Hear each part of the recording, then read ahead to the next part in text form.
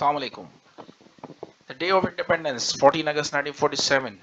آج کا دن ایک ایسا دن ہے کہ ہم نے ایک سیپریٹ ملک کا جو ایک بہت بڑی تحریک ہم نے چلائی، جو آج ہمیں ایک سیپریٹ ملک ملا. سیپریٹ آج ہم اپنی اس ملک کے اندر بیٹھ کے ہم اپنے اگر ٹریڈیشنز کے مطابق، اپنے کلچرز کے مطابق اپنی زندگی گزار رہے ہیں، اور یہ ایک تمام پاکستانی جتنے بھی ہیں ان کے لیے ایک بہت بڑا تحفہ ہے. سوال یہ پیدا ہوتا ہے کہ پاکستان کے، میں نے دیکھیں ورڈنگ بھی یوز کی ہے کہ Pakistan is facing a lot of challenges. Pakistan جب سے انڈیپینڈنس ہوئی تھی اس وقت بھی ہمارے پاس کوئی بہت زیادہ ریسورسز نہیں تھے، اینڈ ایٹ دیٹ ٹائم سے لے کے آج تک ہمارے پاس چیلنجز کا سامنا کرنا پڑا ہے. اور یہ 5 میں نے اس کی سمرائز پوائنٹس بنائے ہیں کہ جو میں نے نوٹ کیا کہ یہ ابھی تک ہم لوگ ان چیزوں پہ بہت زیادہ ایکسپرٹ نہیں ہوئے اور بہت زیادہ ہم لوگ ان چیزوں پہ فوکس نہیں کر رہے ہیں. کیا پرابلمس ہیں؟ دیکھیں، نمبر 1 پوائنٹس میں ہم بات کرتے ہیں ایکسپلور یوٹیلائزیشن ریسورسز. دیکھیں، سب سے پہلے تو مسئلہ یہ ہے کہ ہم ریسورسز اگر ایکسپلور کرتے ہیں تو یوٹیلائز نہیں کرتے. ابھی آپ منرل آئل کی مثال لے لیں. امریکہ سے ابھی ان لوگوں کی بات چل رہی ہے کہ پاکستان جو ہے نا منرل آئل بہت زیادہ امپورٹ کر رہا ہے. پرابلم کہاں آ رہی ہے؟ پرابلم آ رہی ہے منرل آئل کے اوپر. اگر منرل آئل ہمارا ایکسپلور ہو جاتا ہے تو ہمارے لیے ایک بہت بڑا اچیومنٹ ہوگا. یہ بہت بڑی ایک زبردست کامیابی ہوگی ہمارے لیے، کیونکہ ایکسپلور ہونے کے بعد اس کی یوٹیلائزیشن بھی ہو. کیونکہ ریسورسز تو آپ کو مل جاتے ہیں، اکثر ریسورسز مادیات بھی پڑی ہوئی ہے بلوچستان کے اندر، لیکن مسئلہ یہ ہے کہ آپ اس کو یوٹیلائز کیسے کریں گے. آپ اس کو فنشنگ فارم میں لائیں نا. مسئلہ یہ کہ فنشنگ فارم میں آپ لاتے نہیں ہیں، ریسورسز ملتے رہتے ہیں، وہ ایسے ہی پڑے رہتے ہیں، یوٹیلائزیشن نہیں ہوتی. تو یہ امپورٹنٹ چیز یہ ہوتی ہے کہ آپ اس کو یوٹیلائزیشن کریں. ٹھیک ہے، تو یہ بہت بڑا امپورٹنٹ رول ہوگا اگر ہم اس سیکشن کو جو ہے یوٹیلائزیشن آف ریسورسز، کیونکہ ریسورسز جو ہے وہ بہت امپورٹنٹ ایک تو رول کرتی ہے اپنی. ٹھیک ہے. سیکنڈ ہے improve the level of education. Education کے لیول کو امپروو کیا جائے.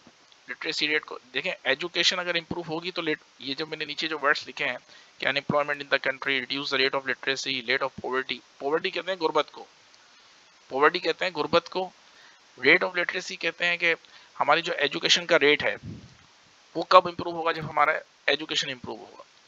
اب ایجوکیشن امپروو کیسے کریں؟ سوال یہ پیدا ہوتا ہے. انشاءاللہ اگلی ویڈیو میں یہ بھی بناؤں گا how can we improve our system of education. System کا مسئلہ یہ ہے میرے بھائی کہ ایجوکیشن آپ کس طرح امپروو کر سکتے ہیں. ایجوکیشن میں ایک تو دیکھیں سب سے پہلے کہ جدت لائیں. جو آج کل ٹیکنالوجیکل ایڈوانسمنٹ چل رہی ہے بہت اس طرح کی چیزیں لائیں. دوسرا رٹافیکیشن اور اس طرح کی چیزیں ہیں کہ بھائی ٹھیک ہے بھائی 5 سوال آ گئے 6 سوال آ گئے. اس کانسیپٹ کو ختم کیا جائے. ٹاپکس چیپٹرز دیے جائیں اور اس کے مطابق کانسیپچولی بات کی جائے. او لیولز وغیرہ میں بھی جو ایجوکیشن ہے کانسیپٹ سے بات کریں.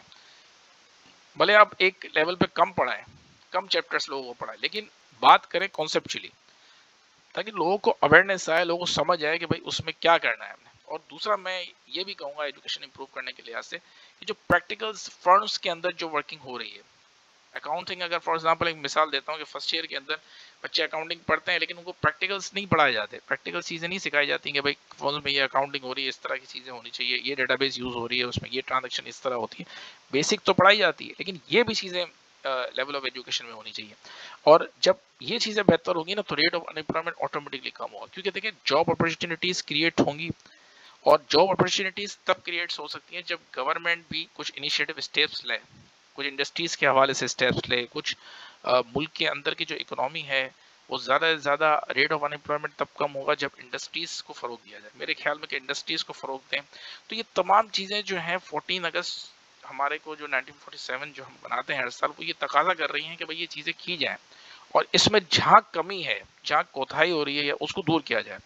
تاکہ دیکھیں ریسورسز کسی بھی ملک کے پاس، اور قدرتی پاکستان ایک ایسا ملک ہے اس کے بعد lot of mineral resources, lot of resources موجود ہیں. بس فرق کیا ہے اور کرنا کیا ہے کہ ان ریسورسز کو ایکسپلور کریں پراپر وے میں، اور ایک دفعہ اس کے اوپر ڈائریکشن میں جائیں تو پھر پایا تکمیل تک اس کو پہنچائیں. ایکسپلور کریں اور اس کو ایکسپلور کرنے کے بعد اس کو یوٹیلائز کریں، اور یوٹیلائز کرنے کے بعد تاکہ وہ یوٹیلائز پراپر وے میں ہوگی تو لوگوں تک اس کا بینیفٹ پہنچے گا، جو لوگ ہیں اس بینیفٹ لیں گے.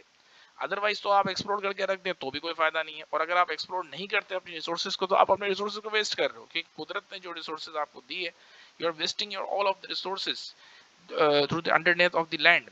سو ہونا یہ چاہیے کہ ہمیں اس ریسورسز سے اپنے چیلنجز کو نپٹانا چاہیے. ہمیں جو چیلنجز درکار ہیں جو آئی ایم ایف سے ہماری پرابلمس ہیں, جو پیمنٹ ہمیں آئی ایم ایف وغیرہ کو دینی ہے, دین ہم اپنے ریسورسز کو ایکسپلور کریں, ہم سیلف سفیشینٹ بنے نا. ہم جتنی زیادہ ایکسپلور کریں گے ریسورسز, جتنی زیادہ اس کو یوٹیلائز کریں گے, اتنی زیادہ ہمارا امپورٹ پہ ڈیپینڈ کم ہو جائے گا. جب ہمارا امپورٹ پہ ڈیپینڈ کم ہوگا, آٹومیٹکلی ہمارا ریشو آف امپورٹ کا بیلنس کم ہو جائے گا, اور ہمارا جو ہے ایکسپورٹ آٹومیٹکلی بڑھنا شروع ہو جائے گا, جس سے جو ہماری بیلنس آف پیمنٹ ہے وہ بھی صحیح ہو جائے گی, جو ہمارے آئی ایم ایف کو دینا ہے وہ بھی بہتر ہو جائے گی. انشاءاللہ نیکسٹ کچھ اس طرح کی مفید ویڈیوز پہ بات کریں گے. چینل سبسکرائب ضرور کریں, لائک کریں, اور کوئی بھی پرابلمس ہو تو کمنٹس میں ضرور دیں.